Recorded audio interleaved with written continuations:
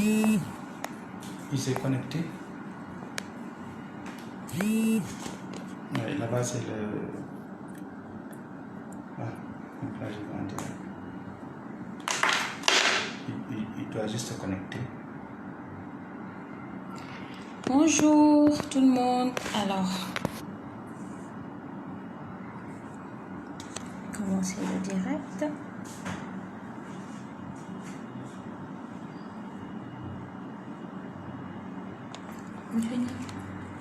C'est bon, t'as pas besoin, je peux pas. L'invitation. Hein?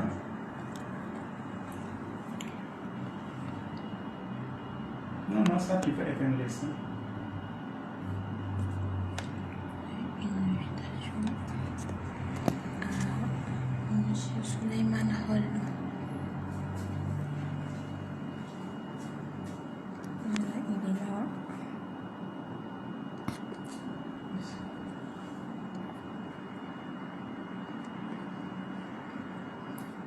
Là, tu l'as vu.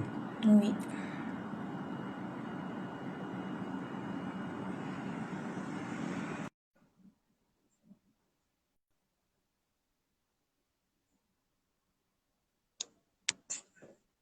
Pas encore accès. J'attends.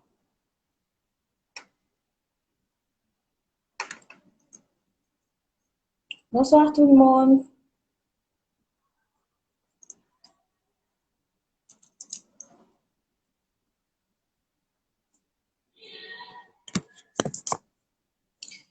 Bonsoir tout le monde. Alors, je m'appelle Fama Silla. Je suis étudiante en troisième année BT3 Hospitality Management à Telma Business School.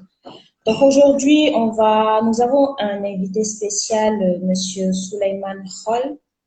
Donc nous allons animer le live Instagram avec lui tout à l'heure qu'il se connecte. Voilà. Bonsoir, Monsieur Hall. Vous me recevez? Moi, je vous entends très bien. Vous allez bien? Moi, je vais très très bien. Et vous? Ça va, alhamdulillah. Bon, est-ce que vous m'entendez bien? Tout va bien? Le son est un peu low, mais je pense que vous pouvez augmenter le volume. Alors là, je suis au maximum. Je peux parler plus fort si vous Voilà, voulez. là c'est bon. Là, c'est bien? Oui. Bon, très bien. Bon, super. Bonsoir tout le monde. Alors, on va commencer le live. Nous avons 13 participants pour l'instant. Donc, comme je disais, je m'appelle Fama Silla. Je suis étudiante en troisième année Hospitality Management à Telma Business School. Et nous avons un invité, Monsieur Souleymane Hall, qui est le CEO de Onomo Hotel. Et donc, je laisse la parole à Monsieur Hall pour nous expliquer un peu son parcours et se présenter. Bon, ben, très bien. En tout cas, d'abord, bonjour à toutes et à tous. Alors, merci de m'inviter, de me permettre d'échanger avec les étudiants de Telma. Globalement, je vais essayer d'être court. Alors moi, mon parcours, il est très simple et assez classique. Alors j'ai 45 ans. J'ai un parcours très classique par rapport à l'ensemble des étudiants qui doivent être en ligne. Je suis né à Dakar en 1975. Je suis marié, j'ai 2 enfants. J'ai eu un bac scientifique au Collège Sacré-Cœur, que je pense que la plupart d'entre vous connaissez. Je ne sais pas à l'époque si c'était encore c'était C ou S, en tout cas c'était un bac en mathématiques physiques, je ne sais plus comment ça s'appelait, c'est tellement lointain, c'est tellement loin.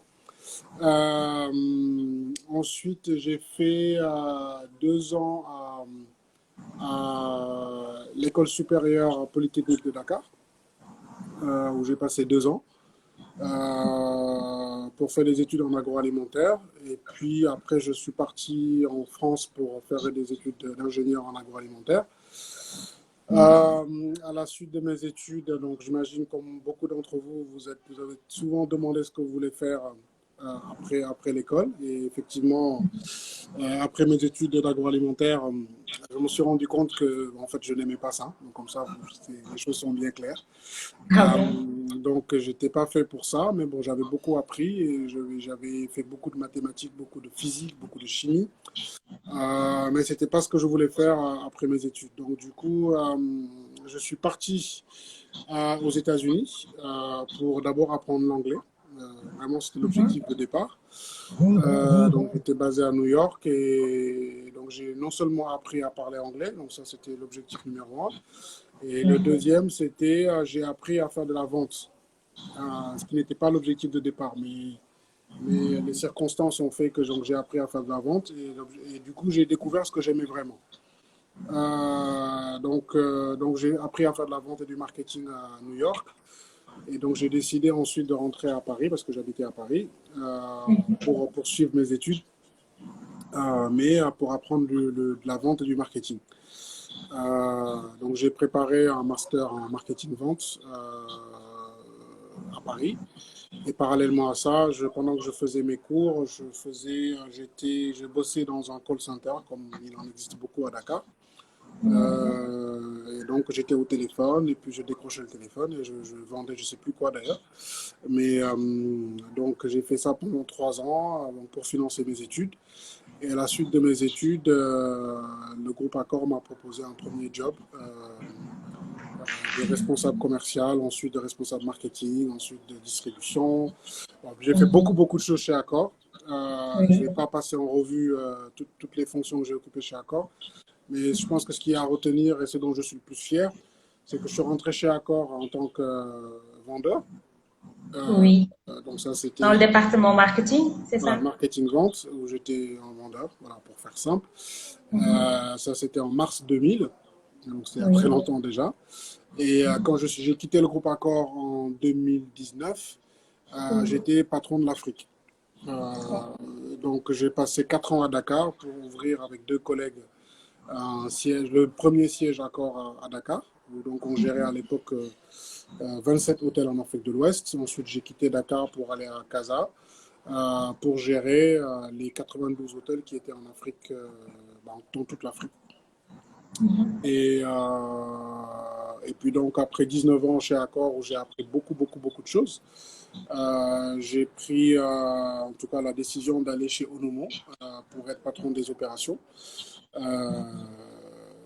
puis voilà, là pour le coup, ce que je vais dire, je ne suis plus en phase d'apprentissage, je prends plus du plaisir dans un petit groupe, parce que par rapport à Accor qui a 6000 hôtels, Onomo n'a que 22 hôtels, pour mettre en place des choses de zéro, pour construire, j'espère, un grand groupe africain. Voilà, pour moi, ce qui m'a surtout motivé, c'était de rejoindre un groupe qui était 100% africain et de pouvoir développer des talents africains, une marque africaine, un savoir-faire africain et puis d'être, j'espère, dans quelques temps, un des leaders de l'hospitalité en Afrique. Donc voilà en gros mon parcours.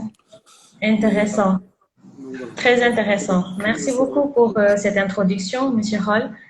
Alors, je m'en vais vous dire que j'ai une question. Donc, je vais vous demander quelle analyse faites-vous du secteur de l'hôtellerie en Afrique? Parce que beaucoup de chaînes s'intéressent à ce point-là, à Zalaï qui va finir par mettre ses pas à Dakar et la chaîne Mangalis aussi. Donc, je vous demande quelle analyse faites-vous de ce secteur de management de l'hôtellerie en Afrique? Écoutez, de toute façon, l'hôtellerie, moi d'abord, le premier conseil que je donnerais à tous les étudiants, l'hôtellerie c'est un métier de passion. Il y a beaucoup de choses qu'on apprend à l'école, mais la réalité de l'hôtellerie c'est un métier de passion. Donc ça c'est le premier point. Alors, si je peux vous donner mon avis sur l'hôtellerie en Afrique, alors aujourd'hui on est dans un contexte avec le Covid qui est un contexte très particulier. Et j'espère qu'on va sortir de là très vite. Mais la réalité des choses, c'est que si tous les grands groupes s'intéressent à l'Afrique et à l'hôtellerie en général, c'est que l'Afrique a un potentiel en termes d'hôtellerie qui est immense. Il faut savoir qu'aujourd'hui, il y a très peu de marques hôtelières qui sont en Afrique. Il y a très peu de chambres par rapport au nombre d'habitants en Afrique. Vous n'êtes pas sans savoir que l'Afrique aujourd'hui, on parle à peu près d'1 milliard d'habitants dans tout le continent. Et ce qu'on appelle la classe moyenne, selon les les règles des Nations Unies, de la Banque mondiale. Aujourd'hui, il y a 300 millions de personnes en Afrique qui sont, on va dire, qui font partie de cette classe moyenne. Et la classe moyenne, c'est par définition simple, c'est des gens qui sont aujourd'hui, qui peuvent subvenir à leurs besoins, pour ne pas rentrer dans les schémas techniques, Tout et à qui fait. ont suffisamment de pouvoir d'achat pour pouvoir avoir des loisirs et séjourner dans des hôtels, pour revenir au sujet qui nous intéresse. Donc, cette classe moyenne qui aujourd'hui représente 300 millions d'habitants, pour faire le parallèle par rapport à des marchés matures, que vous connaissez tous, qui sont l'Europe. L'Europe, ce qu'on appelle l'espace Schengen, c'est à peu près 500 millions d'habitants. Donc là, en Afrique, on parle de 300 millions d'habitants dans la classe moyenne. Donc, ça veut dire que les marchés sont équivalents. Donc, pourquoi je vous fais ces comparaisons? C'est pour vous dire qu'aujourd'hui, on est un vrai marché aujourd'hui en Afrique. Et c'est pour ça que l'ensemble des groupes s'intéressent à ce marché-là. Et puis là, le pouvoir d'achat s'améliore tous les ans. L'Afrique est le continent où il y a les plus grandes croissances économiques depuis 10 ans. Et ça ne va pas s'arrêter par rapport à la croissance dans les marchés matures. Donc, le potentiel de développement est immense en Afrique. Et alors après, on rentre peut-être dans des sujets techniques, mais le prix moyen d'une chambre en Afrique est beaucoup plus élevé que dans n'importe quelle capitale en Europe. Parce que la loi de l'offre et la demande fait que l'offre est très limitée par rapport à la demande. Donc le potentiel est énorme. Donc à Dakar, aujourd'hui, c'est l'un des marchés les plus matures en termes d'hôtellerie, mais reste qu'il y a encore de la place pour avoir 5, 6, 7 hôtels supplémentaires sur Dakar et sur toutes les grandes capitales africaines. Il y a de la place pour avoir encore plus d'hôtels et plus de chambres. Donc c'est un marché en développement qui n'est qu'à ses débuts. Et donc s'il y a certains d'entre vous qui souhaitent travailler dans l'hôtellerie, je pense que c'est un marché très porteur pour eux. D'accord. Monsieur Hall, j'aimerais juste vous demander d'ajuster un peu votre caméra. Oui. C'est mieux? En fait, vous êtes à l'horizontale, vous êtes comme ça. D'accord, ben, écoutez, je sais pourquoi. Vous pouvez mettre ça. Voilà, c'est mieux. Je ne suis pas... Voilà, c'est mieux. C'est mieux? Voilà, c'est mieux. Ah, mais je ne peux pas pouvoir Merci. le tenir comme ça, voilà. Voilà, c'est bon. Et donc, je vais demander aux followers aussi de poser vos questions sur les commentaires que je vais transmettre à Monsieur Hall. Donc, ce sera un live vraiment constructif. Et je m'en vais pour la deuxième question. Donc, je vais vous demander quel est le rôle principal d'un bon manager d'hôtel. Oula, ça c'est une question pas simple parce que le management... alors, en tout cas, ma vision à moi, elle est assez simple. Un manager, c'est pas forcément celui qui a les plus grosses compétences techniques dans un hôtel. Donc, comme ça, on est très clair là-dessus. Je sais que souvent, quand on sort de l'école, on arrive dans une structure et souvent, ce qu'on fait, souvent des jeunes, en tout cas des jeunes étudiants ou des jeunes travailleurs, je sais pas comment on appelle ça, ont tendance à juger leur manager sur leur capacité à parler anglais, à utiliser un tableau Excel, à avoir des formules, voilà, tout ce qu'on vous a appris à l'école que vous faites tous les jours. Ça, c'est des acquis qu'il faut avoir et c'est mieux de les avoir que de ne pas les avoir, juste pour qu'on soit d'accord. Mais un manager, un très bon manager, c'est quelqu'un qui est capable de tirer le maximum de ses équipes et de faire travailler plusieurs personnes qui ont des sensibilités très différentes et de tous les faire travailler autour d'un seul objectif. Parce que ce qui est compliqué dans un hôtel, c'est que quand vous arrivez dans un hôtel, il y a plusieurs départements. Alors, il y a la restauration, il y a l'hébergement, il y a le loisir, il y a la finance, il y a l'administration, il y a les ressources humaines. Et chacun a un objectif. Et c'est normal. Maintenant, la qualité d'un bon manager, c'est celui qui est capable d'additionner l'ensemble de ses objectifs pour qu'il serve l'objectif commun de tout le monde. Donc, c'est ça le plus difficile en termes de management. Donc, faire tirer tout le monde dans le même sens pour que les gens ne se dispersent pas. Alors, moi, je ne sais pas dans l'audience ceux qui aiment le sport, ceux qui n'aiment pas le sport. Mais en tout cas, moi, je suis passionné de sport et c'est souvent l'exemple que je prends dans une équipe de sport collectif, que ce soit le foot ou le basket ou peu importe. En général, c'est une addition de talent que vous avez dans une équipe. Donc, chacun est très fort dans son domaine. Mais ce n'est pas parce que vous avez une addition de talent que vous avez une bonne équipe. Une bonne équipe, c'est des gens qui sont complémentaires et qui chacun connaît son rôle pour que l'équipe gagne. Pas que la personne gagne, pas que le département RH gagne, pas que le département restauration gagne, pas que le département hébergement, mais pour que l'hôtel gagne. Et un bon manager, c'est quelqu'un qui est capable d'additionner des talents pour les faire travailler ensemble pour l'hôtel. Et ça, c'est l'exercice le plus difficile. Donc, ça demande des qualités humaines très spécifiques, au-delà des qualités techniques qu'on doit avoir en tant qu'hôtelier. D'accord, tout à fait. Donc, il y a un de nos participants qui fait partie de notre école. C'est notre alumni, Ngone Fall, qui est à Paris en ce moment. Donc, elle vous a posé une question, à savoir quels sont les principaux défis du développement hôtelier en Afrique. Alors, les défis il y en a plusieurs. Hein. Alors, le premier enjeu majeur en termes d'hôtellerie, et c'est bien que la question, c'est une très bonne question. Le premier enjeu de l'hôtellerie, mais ce n'est pas un enjeu qui est propre à l'hôtellerie, c'est un enjeu qui est transverse dans tous les secteurs d'activité, c'est la formation. Oui. L'hôtellerie est un métier très spécifique, est un métier technique. Servir une assiette, c'est très spécifique. Recevoir des clients, c'est très spécifique. Gérer des inventaires de chambres, c'est très spécifique. En tout cas, c'est un métier qui demande des compétences techniques très spécifiques et qui sont rares. Donc, pour moi, le premier enjeu, c'est avoir des bonnes écoles hôtelières en Afrique, parce qu'il n'y en a pas suffisamment, pour pouvoir former les gens à être des experts d'hôtellerie. Donc, ça, c'est le premier enjeu. Comme Thelma. Comme Thelma, pour ne pas le citer. Voilà. Donc, ça, c'est le premier sujet. Ensuite, il y a des sujets un peu plus macroéconomiques que je peux partager avec vous.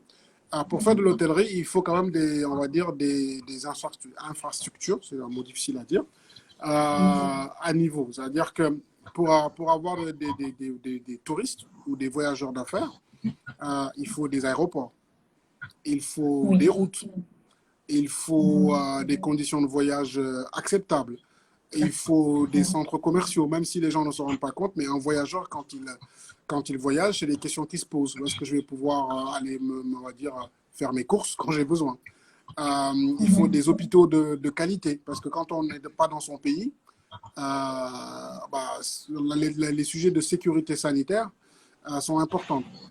Les sujets de sécurité tout court, est-ce que la destination où on va est une destination safe, comme on dit souvent dans l'hôtellerie? Donc, il y a des sujets macroéconomiques qui sont très importants. Alors, si je les reprends dans le désordre, la sécurité, c'est quand même pas le point fort de l'Afrique. C'est vrai, c'est pas vrai, c'est une réalité. Alors, moi, ma conviction profonde est que quand on part en Amérique latine, dans des pays comme la Colombie, je ne suis pas sûr que la Colombie soit plus sûre que le Sénégal. Mais en revanche, l'image que l'Afrique a en termes de sécurité est très négative. Donc, tous les voyageurs internationaux hésitent à voyager en Afrique. Par contre, ils hésitent un peu moins à aller en Amérique latine. Donc, ça veut dire que les sujets de sécurité sont traités pour rassurer les clients, en tout cas les voyageurs. Est-ce qu'on a des aéroports de qualité pour accueillir les passagers, les voyageurs? Est-ce qu'on a des hôpitaux pour, en cas de problème, pouvoir soigner les voyageurs? Donc, il y a des sujets comme ça qui sont des sujets, on va dire, macroéconomiques, qui ne sont pas de votre ordre, mais c'est les enjeux les plus importants pour moi. Donc, la sécurité, l'hygiène, on va dire, et la santé. Voilà. En plus, c'est un sujet d'actualité avec le Covid. Tout ce qui est infrastructure routière ou d'aéroport sont des sujets qu'il faut traiter, et ça, c'est pas des sujets. Et puis, en plus, il y a un autre sujet qui est un sujet de promotion, parce que nos États ne savent pas faire de la promotion des destinations. Une destination, ça se promeut. Voilà. Donc, aujourd'hui, c'est le rôle des États de faire de la publicité pour l'Afrique, pour que les voyageurs soient rassurés. Aujourd'hui, je ne sais pas si vous le savez, mais aujourd'hui, le tourisme international, l'Afrique ne représente que 5% des voyages dans le monde. Pour un continent qui fait 1 milliard d'habitants, c'est très peu. C'est très, très peu. Donc, pour répondre à la question d'avant, donc ça veut dire qu'on ne peut faire qu'au mieux. Donc, voilà, il y a deux façons de voir les choses. Il y a la façon de dire c'est très peu et d'être pessimiste. Il y a une autre façon de dire, vu qu'on est très, très bas, on ne peut faire que progresser. Mais pour progresser, il faut que ces conditions soient réunies. Et puis après, il faut pouvoir attirer les investisseurs aussi. Et pour attirer les investisseurs, il faut leur garantir de la sécurité, il faut leur garantir des conditions de financement transparentes, parce que la corruption, c'est aussi un sujet majeur en Afrique, dans ce qu'on appelle le doing business. il faut aussi rassurer les investisseurs pour qu'ils se disent que quand ils vont investir en Afrique, ben, ils sont sûrs de retrouver leurs investissements, ce qui n'est pas toujours le cas. Tout à fait. Donc, merci beaucoup pour la réponse qui est très constructive. J'ai une autre question aussi de Maquette. Donc, sa question est: quelle appréciation de la stratégie touristique du Rwanda? Est-ce un modèle duplicable dans des pays ouest africains ou pas? Alors, est-ce qu'elle est duplicable? Je ne sais pas. Honnêtement, je ne peux pas répondre à cette question. Ce que je sais juste, c'est que le Rwanda en tout cas, a coché une grande partie des cases que je viens de citer tout à l'heure. Le Rwanda a réglé les problèmes de sécurité. C'est un des pays les plus sûrs en Afrique aujourd'hui. On peut se balader le jour, la nuit, quand on veut, sans problème. Et tout le monde a une perception très positive de la sécurité au Rwanda. Ça, c'est un. Tout ce qui est lié aux infrastructures d'aéroports, obtention de visa, on va dire tout ce qui est lié au transport routier, tous ces sujets-là, quand vous allez à Kigali, pour ceux qui connaissent Kigali, c'est une ville très fluide. Alors, c'est pas pour rien qu'on l'appelle la Suisse de l'Afrique. C'est une ville qui est propre, c'est une ville où c'est safe, c'est une ville où on peut voyager facilement. C'est une ville où le coût de la vie est plutôt assez faible. En tout cas, c'est pas si cher que ça. Les conditions de financement, en tout cas, sont assez intéressantes pour n'importe quel investisseur qui arrive. Ils ont beaucoup investi sur tout ce qui est tourisme d'affaires, parce qu'ils ont des grandes salles de convention pour accueillir des conventions internationales. En tout cas, leur stratégie a un mérite, c'est qu'il est très clair. Donc, ils ont misé sur tout ce qui est convention et tourisme d'affaires. Et ils ont réuni toutes les conditions pour que toutes les conventions se fassent au Rwanda. Alors, est-ce que c'est duplicable dans tous les pays? Je ne sais pas, parce que chaque pays est très différent. Exactement. En tout cas, les facteurs clés de réussite sont les mêmes pour tout le monde. Donc, ces conditions ne sont pas réunies dans 80% des pays en Afrique. Et si vous regardez les 3 pays les plus visités en Afrique, qui sont l'Afrique du Sud, le Maroc et l'Égypte, le Maroc remplit 90% des conditions que je viens de citer. L'Afrique du Sud remplit 90% des conditions que je viens de citer. Et l'Égypte remplit 90% des conditions que je viens de citer. Voilà. Donc, les ingrédients de la réussite sont là. Après, est-ce que c'est duplicable pour le Sénégal, pour la Guinée, pour d'autres pays en Afrique? Je ne sais pas. Chaque pays avec son système. Voilà. En tout cas, les règles on les connaît tous. Et je pense que si on n'arrive pas à déployer ces basiques du business, on ne va pas y arriver. C'est ça. Et donc, je m'en vais vous dire, quel avenir imagineriez-vous pour ce milieu hôtelier? Si vous avez un pouvoir ou quelque chose, quel avenir vous Mais moi, je suis extrêmement optimiste. Je pense qu'encore une fois, aujourd'hui, quand on fait 5% du tourisme international, c'est difficile de faire moins bien que ça. Aujourd'hui, il n'y a pas de stratégie, il n'y a pas de promotion. Les conditions que je viens de citer, je ne vais pas les reciter, ne sont pas réunies dans 80% des pays en Afrique.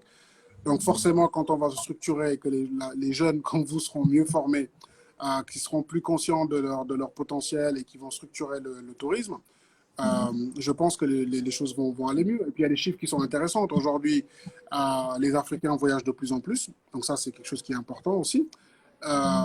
Et aujourd'hui, après, il faut aussi réguler, on va dire, le ciel africain, si je peux dire ça comme ça.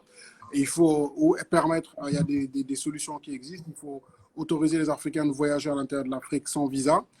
Donc il y a quand même beaucoup d'obstacles aujourd'hui qui font que les Africains ne voyagent pas en Afrique. Aujourd'hui, il est plus simple pour un Africain, si vous habitez à Dakar, d'aller à Paris que d'aller à Nairobi, par exemple.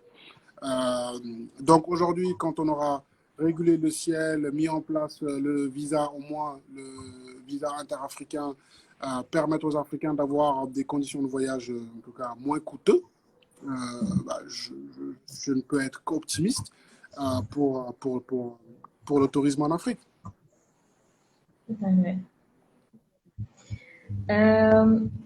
On a une autre question aussi peut faire pour mieux promouvoir la destination du Sénégal? Une petite analyse de la stratégie touristique au Sénégal. Alors, cette question, elle est un peu... C'est une question qui m'est très chère parce que forcément, je ne traite pas le Sénégal comme les autres pays pour des raisons juste émotionnelles. Pour moi, le Sénégal, c'est une grosse frustration. Pour avoir fait beaucoup de pays à travers mon métier, j'ai toujours comparé le Sénégal à un pays qui a réussi en tout cas sa stratégie touristique, c'est Maurice. Alors pour ceux qui connaissent Maurice ou ceux qui ne connaissent pas, je vous invite à aller à Maurice. Maurice, en termes de climat, en termes de taille, en termes de population, en termes de niveau de formation, est un pays qui ressemble beaucoup au Sénégal. Maintenant, c'est un pays qui a une stratégie touristique qui est très claire. Encore une fois, je ne veux pas comparer. Tout à l'heure, on a parlé du Rwanda. Donc, j'ai bien pris la peine de vous dire ce qui est valable pour le Rwanda n'est pas valable ailleurs. Et ce que je vais dire est la même chose. Ce qui est valable pour Maurice n'est pas valable pour le Sénégal forcément, mais il y a des similitudes. Il y a des choses qu'il faut peut-être copier et coller. Il y a 15 ans, quand je commençais à faire du loisir et que j'ai découvert le Maroc, je disais, le Sénégal n'a rien à inventer, il faut juste aller copier-coller ce que le Maroc a fait. Et qu'est-ce que le Maroc a fait? Le Maroc a ouvert son ciel à toutes les compagnies charters du monde. Donc, aller au Maroc, c'est très facile et c'est pas cher. Ça, c'est la première chose. Le Maroc a ouvert des écoles de formation pour former ces jeunes à l'hôtellerie. N'importe quel Marocain aujourd'hui sait tenir une assiette, servir un client correctement, parle 2 langues au moins et les basiques de l'hôtellerie. Aujourd'hui, trouver un réceptionniste à Casablanca, à Marrakech ou à Agadir qui parle 4 langues, c'est très facile. Donc il y a une vraie promotion, une vraie politique de promotion, une vraie politique touristique et avec des objectifs clairs. Le Maroc avait dit qu'en 2010, il voudrait avoir 10 millions de visiteurs par an. Aujourd'hui, ils sont à 11 millions de visiteurs par an. Il a un objectif de faire 20 millions de visiteurs en 2020. Ils n'y sont pas encore, mais au moins, il y a des objectifs et une stratégie qui va avec. Et donc, pourquoi je parle du Maroc? Parce que leur stratégie, elle est claire. Elle marche pas, c'est un autre débat. Mais la preuve, c'est que ça marche parce que c'est aujourd'hui le 2e pays le plus visité en Afrique. Maurice a une stratégie qui est différente, qui est de dire ils ne font pas du tourisme de masse, qui est complètement l'inverse de ce que fait le Maroc, c'est du tourisme de luxe. Donc, ils n'ont que les hôtels 5 étoiles ou 4 étoiles, on ne prenne pas moins. C'est une destination qui est chère et ils ont misé sur du tourisme haut de gamme pour on va dire, promouvoir leur destination. Donc, c'est très clair. Il faut être 5 étoiles ou 4 étoiles pour pouvoir avoir un hôtel. Tous les Mauriciens sont formés à du tourisme de luxe. Il n'y a que des compagnies aériennes.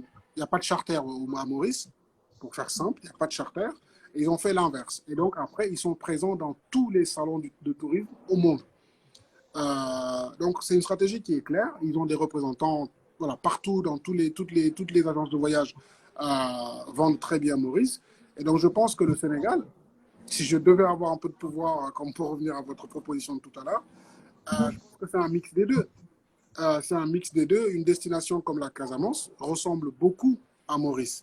Une destination comme Saint-Louis ressemble beaucoup à Marrakech. Dakar est un peu entre les deux. Donc aujourd'hui, je trouve qu'on a un patrimoine culturel qui est immense entre Gorée, Saint-Louis, le Sénégal, le Sine Saloum et le patrimoine culturel est riche. Maintenant, je ne suis pas sûr que, de mémoire, en tout cas, je peux vous garantir quand je quittais Dakar il y a 5 ans, je ne sais plus si c'est vrai encore, les taxes d'aéroport du Sénégal faisaient partie des 10 taxes d'aéroport les plus chères au monde. Donc ça, c'est rédhibitoire pour faire venir des charters dans un pays. Aller de Dakar en Casamance, c'est très compliqué pour un touriste. C'est pas maintenant, on a une autoroute entre Dakar et Diamniadio, voire Sali, donc c'est mieux. Il y a des points positifs. Mais une stratégie de tourisme, ça se construit, il faut des objectifs, il faut une méthode, il faut de la promotion, j'ai envie de dire, il faut des experts, quoi. Donc, sans donner d'avis sur personne, je dis juste qu'il faut des experts pour faire le job. Donc, ce qui n'est pas le cas aujourd'hui.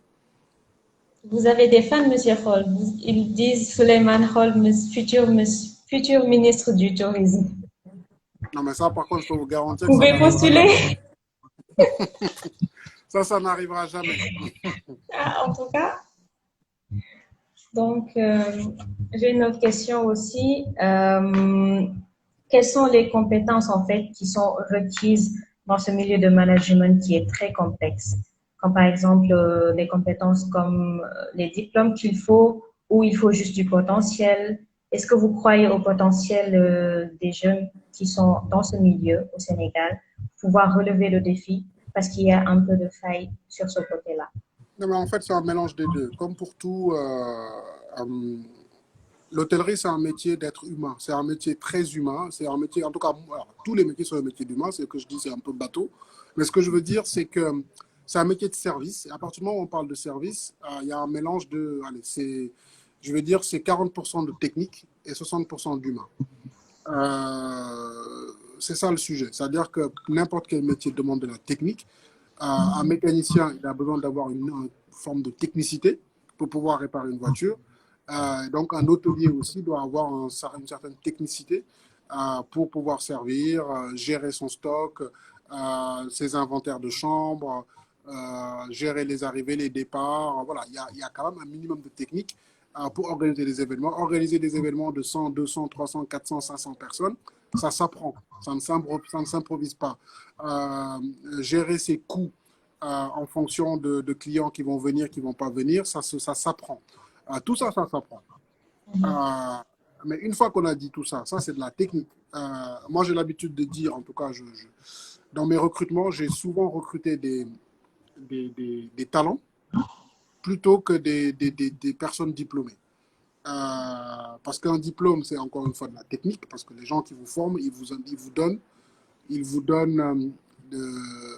on va dire, je ne sais pas c'est quoi le bon mot, mais je ne sais pas c'est quoi le bon niveau d'anglais, mais ce qu'on appelle des skills, des compétences. C'est ça qu'ils vous apprennent. Et d'ailleurs, moi, je suis typiquement le bon exemple. Je n'ai jamais fait une école hôtelière. Jamais. Par contre, les techniques de l'hôtellerie, on les apprend au fur et à mesure. Faire du revenu management, gérer toute la technicité que je vous ai expliqué tout à l'heure, ça s'apprend et je les ai appris au fur et à mesure. Mais par contre, ce qui fait la grosse différence pour un client, c'est les gens qu'on a en face de soi.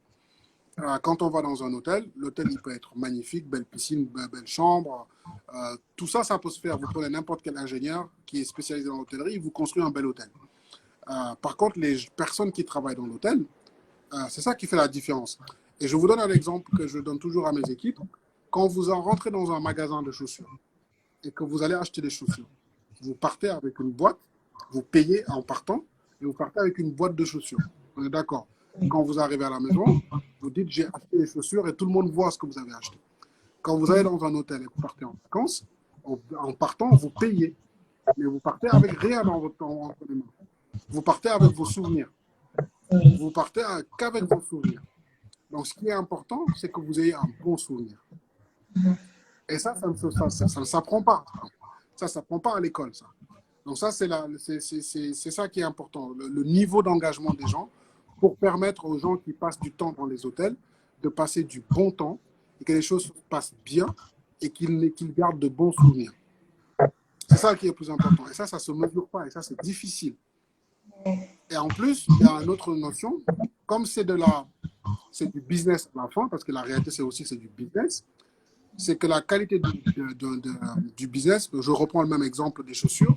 Quand vous achetez une paire de chaussures Nike, c'est fabriqué dans une usine avec des robots qui ont fait la chaussure. Donc, toutes les chaussures se ressemblent. Donc, il y a très peu de failles. Toutes les chaussures se ressemblent parce que c'est un robot qui l'a fait. Par contre, quand vous allez dans un hôtel, vous allez rencontrer des personnes qui la veille ont mal dormi, qui ont des problèmes à la maison, qui ont été en retard, les transports étaient difficiles, voilà, qui viennent avec leur bagage émotionnel, mais que le client ne doit pas ressentir. Et ça ne s'apprend pas non plus à l'école.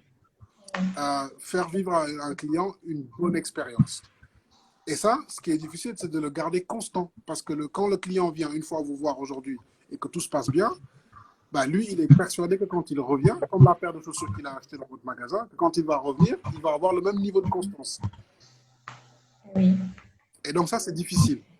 Donc ça veut dire que le sujet, ce n'est pas qu'un sujet technique, c'est un sujet d'être humain et d'être capable de mettre ses émotions de côté et de faire vivre au client l'expérience qu'il est venu chercher. Et ça ne se fabrique pas dans une usine. Et ça ne s'apprend pas à l'école non plus.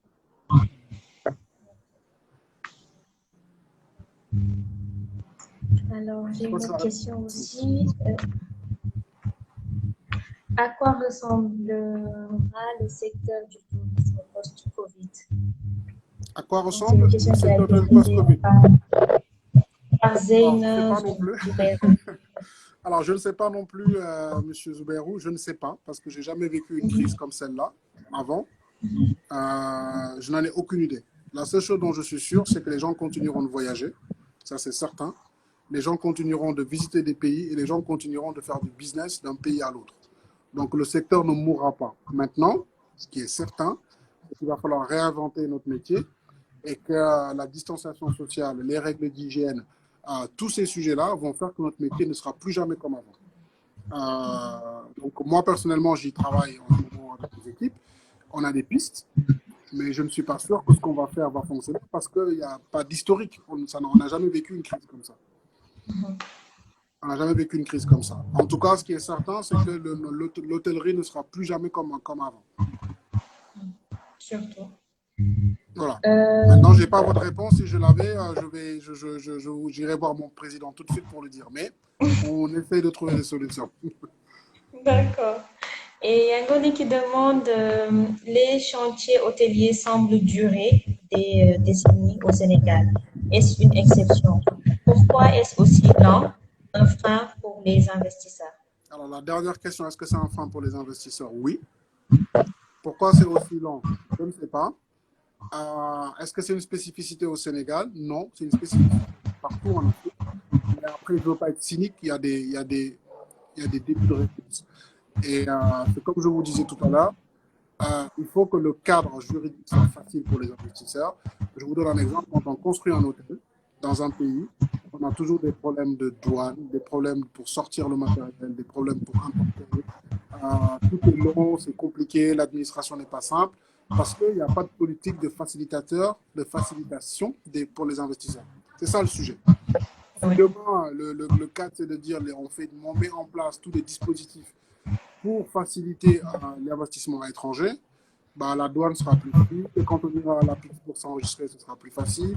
Voilà, tout sera réuni pour que l'investisseur, son investissement se passe bien. Mais encore une fois, je ne veux pas entrer dans des débats politiques parce que ce n'est pas ma fonction. Moi, je ne suis pas politicien. Mais juste que ce n'est pas spécifique au Sénégal, c'est un problème qui est partout en Afrique. Construire et investir en Afrique, ça prend plus de temps qu'ailleurs.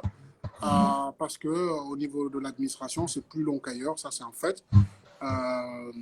Et voilà, il faut qu'au niveau global, dans les sujets macro, que les décisions soient prises pour pouvoir accélérer tout ce qui doit lever toutes les barrières à l'investissement. Voilà.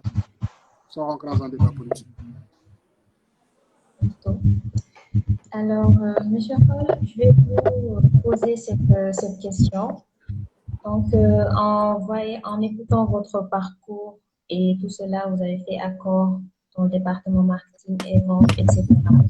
Donc, avant d'intégrer Onomo, comment avez-vous intégré Onomo et sur quel concept avez-vous, comment avez-vous intégré Onomo en fait, avant d'être CEO? Comment j'ai intégré Onomo? Alors, c'est une question un peu privée aussi, mais je vais essayer de vous dire ce que je peux partager avec vous. Alors, c'est très simple. Je pense que vous avez remarqué que voilà, je disais que mon parcours était classique, mais en la réalité, c'est qu'il n'est pas si classique que ça.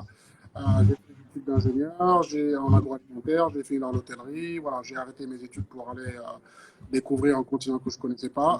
Ça, c'est un peu une histoire personnelle. J'ai toujours aimé prendre des risques. C'est ça que je veux dire. Quand on a passé 20 ans chez Accor et qu'on a commencé comme vendeur et qu'on a fini comme patron des ventes du continent, c'est vrai que c'est un parcours dont je peux être fier. Ça, je vais pas. Mais à un moment, il y a une forme de plafond de verre, j'appelle ça comme ça, qui fait que l'excitation qu'on avait dans son job, on l'a un peu moins. Moi, mon moteur, chacun dans la vie a son moteur, donc je dis que c'est très personnel. Moi, mon moteur, c'est ce qu'on appelle dans l'hôtellerie les opérations. C'est ce qui se passe sur le terrain. c'est ce que j'aime, c'est aller dans un hôtel, échanger avec les gens qui travaillent dans l'hôtel, essayer de trouver des solutions pour que l'hôtel performe mieux. L'hôtel ou les hôtels. Trouver des vendeurs, leur trouver des solutions pour remplir leurs hôtels. Voilà, je vais vous donner peut-être l'exemple d'une fille que vous connaissez à Dakar qui s'appelle Rose Silandiaï, qui est la directrice des ventes du groupe Accor à Dakar. Elle s'occupe des 3 hôtels Accor à Dakar. Et, alors j'espère qu'elle ne m'entend pas, mais cette fille, je l'ai rencontrée par hasard, on me l'a présentée et j'ai trouvé tout de suite qu'elle avait un gros potentiel. Je l'ai recrutée, elle a commencé au bas de l'échelle et aujourd'hui, quand j'ai quitté Accor, c'était un vrai pilier pour le groupe à Dakar. Donc je pense qu'après les 2 directeurs à Dakar, c'était la numéro 2 ou la numéro 3, voilà, si je peux dire ça comme ça.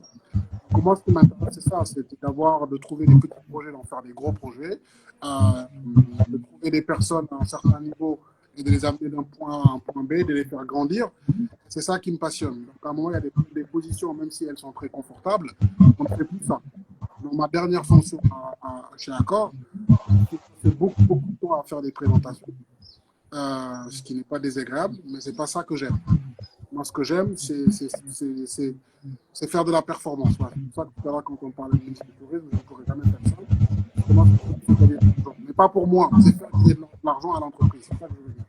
Faire de la performance. Mais ça, c'est très personnel. Voilà, donc, pour répondre à votre question, donc, je n'avais plus ça chez Accor. Et c'est ça qui a fait que le Challenge Autonomo maintenant, c'était une petite structure qui n'a que 10 ans. Et on avait un chantier de membres, pour pouvoir faire partie de ce qu'on appelle les multipliers en Afrique. Donc, c'est ça qui m'intéresse, faire des petites structures, en tout cas, j'espère des vrais compétiteurs, des gros groupes comme Accor dans les 5-6 prochaines années. D'accord, merci beaucoup.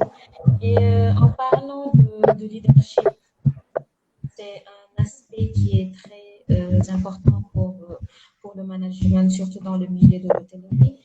J'aimerais vous demander comment vous utilisez cet aspect de leadership pour exceller dans ce domaine. Alors, c'est pas difficile, mais moi, je sais pas. Alors, moi, je peux vous dire ce que j'attends d'un leader. Alors, moi, je sais pas. Moi, un leader, c'est quelqu'un qui montre la voie aux autres. Ça revient à la question de c'est quoi un bon manager. Un leader, c'est quelqu'un qui inspire les gens. C'est quelqu'un qui permet aux gens d'aller plus loin. C'est quelqu'un qui est capable de consolider des énergies de plusieurs personnes qui ont des plans différents, de les faire travailler ensemble. C'est quelqu'un qui est capable de tirer tout le monde dans la même direction. Voilà, c'est ça que j'appelle un leader. Donc pour moi, un leader, c'est celui qui me donne envie le matin d'aller au travail, de me surpasser et de grandir. Voilà, c'est des gens qui inspirent. Je pense que l'ensemble des étudiants qui sont connectés aujourd'hui, en tout cas j'espère que vous avez tous un leader qui vous inspire. J'en ai eu beaucoup dans ma carrière et c'est ça qui est important, avoir des personnes qui vous inspirent. C'est pour ça que je disais que ce n'est pas qu'une histoire de fiches de paie ou de salaire ou de titre ou de poste, de compétences simplement techniques ce qu'on apprend à l'école. On fait un métier où la dimension humaine est très importante. Donc il faut aussi avoir dans cet ingrédient des leaders qui vous donnent de l'énergie quand c'est difficile et qui vous donnent envie de vous surpasser pour de la performance, pour les clients, pour votre hôtel, pour les collègues aussi.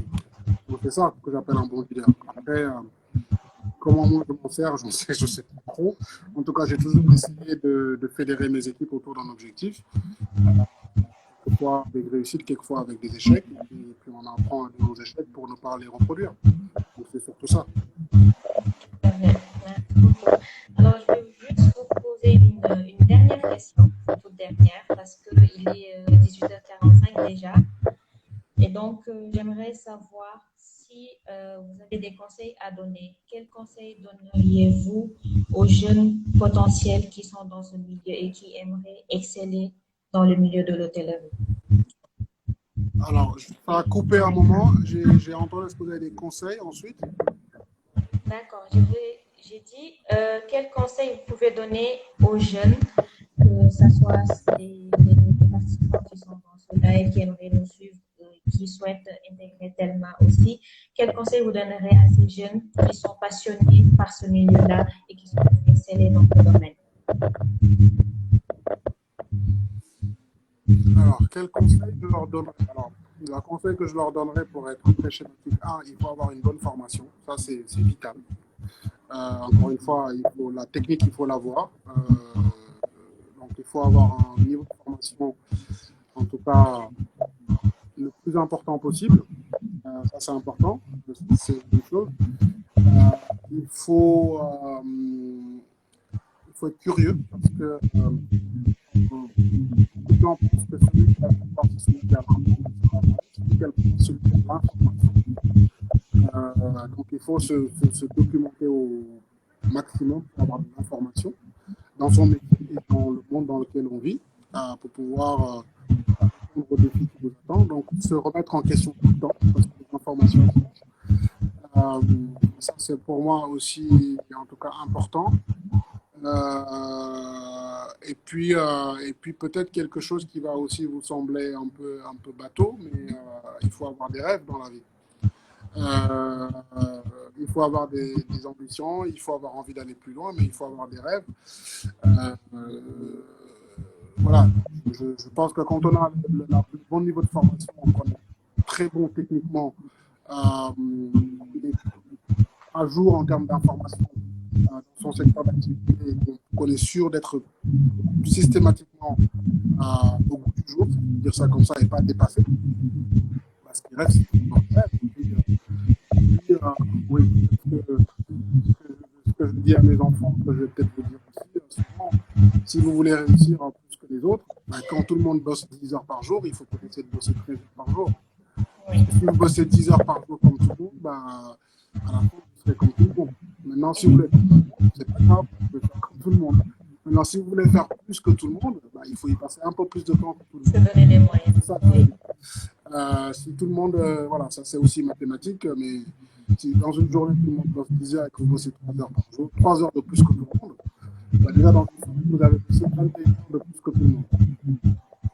Et vous comptez sur l'année combien d'heures de plus que vous avez bossé plus que tout le monde. Sur 10 ans, je pense que vous avez bossé plusieurs années de plus que tout le monde. Donc, vous savez plus que tout le monde. Et voilà, vous êtes toujours devant. Il faut aussi, voilà, quand on a des ambitions, il faut aussi mettre l'énergie qu'il faut. Les choses ne viennent pas tout seul. Surtout. Merci beaucoup, Monsieur Hall, pour ce partage très intéressant pour nous. Et je vais conclure avec juste quelques questions qui sont un peu hors de ce concept-là. Donc, si vous pouvez nous dire votre plus beau souvenir dans votre carrière en hospitalité, dans votre carrière professionnelle. Mon plus beau souvenir dans ma carrière professionnelle. Oh là là.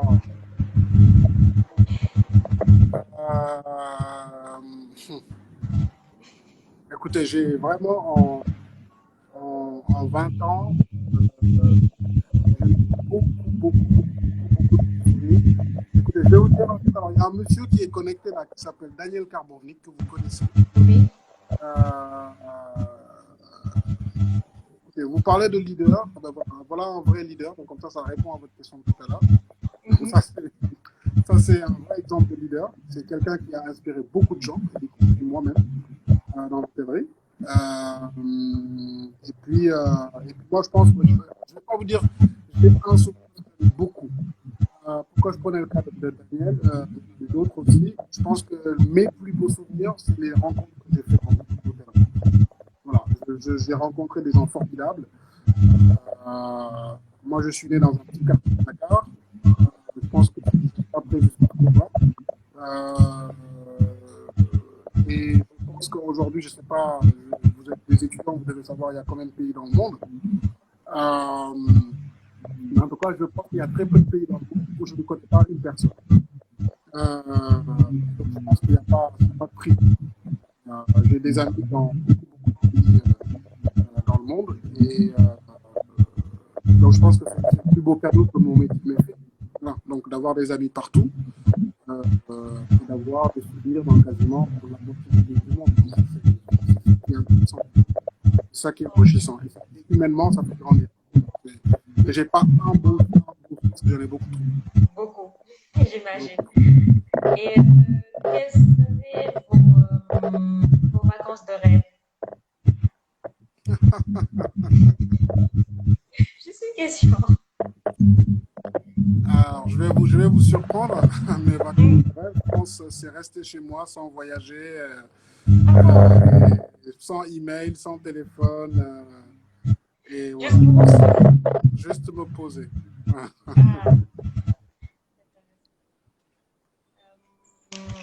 Et la toute dernière question, Ça fait 3 fois que vous dites ça. Hein. Oui, la toute dernière question. C'est quelle est votre plus grosse crainte? Ma plus grosse crainte, Oui.